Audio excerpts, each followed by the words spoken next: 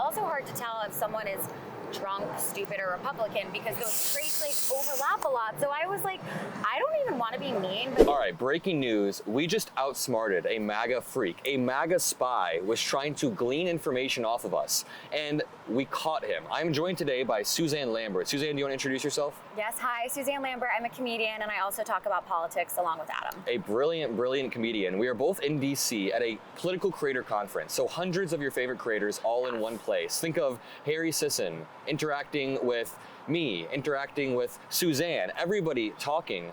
But there was one person there that was not supposed to be there, that was not supposed to be interacting with us. And let's just lay the groundwork really quickly. Yeah. Suzanne, do you want to explain what this conference is for? Yeah, so the conference is meant to connect creators in the advocacy space and get us all in a room, get us sharing ideas, information, networking, super fun, great vibes. And we had just finished the second day of our conference. It's like 4 p.m. I want to emphasize, it is not late at night, right? And there was this guy that was like hanging over the bar. He was drunk, dude, drunk. Hammered drunk. And again, like we were all dead sober. We had just gotten out of a conference, like going to the bar for our first drink. And he had clearly been there for a while.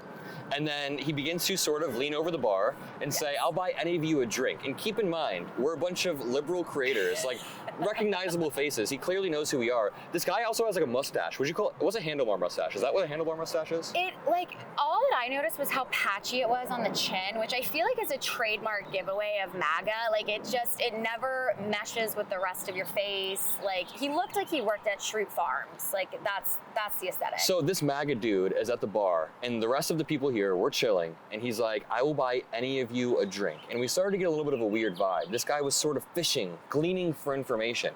And just wait, because it gets wild. We find out, do I want to spoil it? We find out that this guy is part of a conservative PAC trying to gather information, but let's rewind. So he leans over and he says, can I buy any of you drinks? He said, are you here for the influencer conference? And I said, yeah, we're here for the creator advocacy conference. And he said, can I buy you a drink if you answer a few questions for me? And I was like, yeah, sure, I'll talk to you, whatever. He leads with, I want to learn more about brands because my firm is investigating brands that are investing in liberal creators. He said he was investigating. So immediately we all were like, wait, what? And I will say, like, he was super nice, he's super friendly, like, nice, chatty guy. And I was like, what do you mean by investigating them? Because that's obviously a negative connotation. And he was like, oh, you know, I work for a PAC, a firm, and, you know, we're trying to get education back in the schools. And I was like, well, how does that relate to brands that are giving liberal creators money? He was being slippery.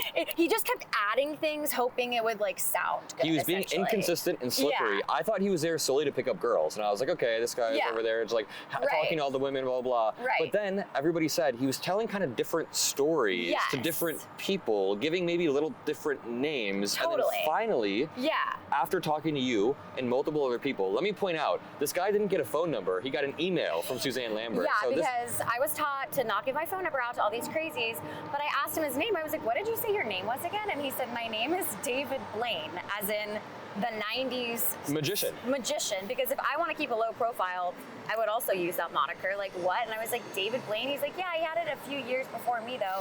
And I was like, oh, do you have a card? And he didn't. And why would you be here for that purpose and not have a business card? Like, it didn't make any sense. But it's also hard to tell if someone is drunk, stupid, or Republican because those traits like overlap a lot. So I was like, I don't even want to be mean, but I don't even understand the question that you're asking me. Like, are you just trying to get names of creators who have mass media appeal? And he was like, yeah. And I was like, okay, bet, I'll email you a list. Took my free, very expensive drink and was like, see ya. And here's the point. This is why you should care about this, because this proves that what we're doing right now has value. When right-wingers are here trying to spy on us, trying to glean information off of our conference, it's because we have value. We've gathered 100, 200 like-minded people in one space to talk about the direction of not only the party, but how media within the party works. And when you have operatives from the other side trying to spy on us, not even in a clever way, this dude isn't fucking James Bond. This dude gets blackout drunk and tries to get information while flirting with a girl, and then he gives his fake name, and we look it up and we find that he runs a conservative PAC. A dude who runs a conservative PAC used his funding to rent out a hotel in DC. Despite living here, he came, rented out a hotel. Got a room, like fully tried to immerse himself in this experience, but then he gets too blackout drunk to like get his facts right. And the reason we were able to find him was because I searched like David Blaine. We were all searching David Blaine conservative, David Blaine PAC.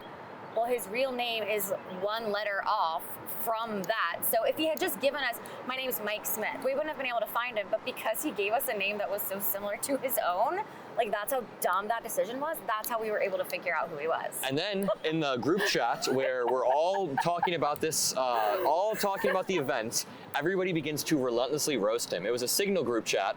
Jeffrey Goldberg wasn't in there, don't worry. But it was a Signal group chat. Everybody begins to relentlessly roast him. And there's sort of like a PSA sent out. Hey, be careful who you give information to, especially if they have a unique mustache. Yeah. And everyone had a story about him. Yeah. Like everyone's like, oh yeah, that guy didn't get off on his correct floor on the elevator and then looked at me and my friends and acted like he was gonna follow us to our room. Another girl was like, I watched him try to put the entire glass of wine, and this is honestly kind of hilarious.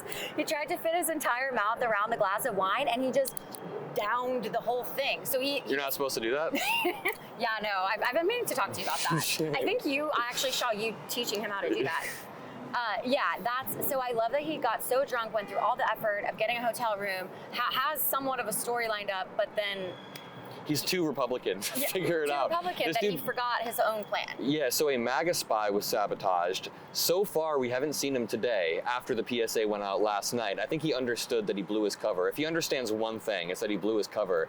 This guy thinks he's Project Veritas or James O'Keefe. This is a company that goes and does undercover, reportive, and investigative journalism is what they call it, but it's just hackery, where they cut stuff up. Yeah. And I think this guy was on a similar mission. I think he was coming here to glean information off of the new media space. We are currently sort of trying to pave the way at a time when the Democratic Party is rebuilding, right? Totally. So when this dude comes and tries to interrupt our rebuilding, they're scared. all I want to say is it was totally justified that we not only gave him a lot of shit in the group chat, but we put him on blast. Now, was he a nice guy? He was. He was a nice guy. And that's the weird thing. He's a nice guy who was using his niceness to try to infiltrate us. But at the end of the day, dude. Yeah, and I think he wanted to hang out with us. He did. I think what happened was he actually enjoyed, he's like, oh, hanging out with these liberal creators is actually really fun. They're a good time.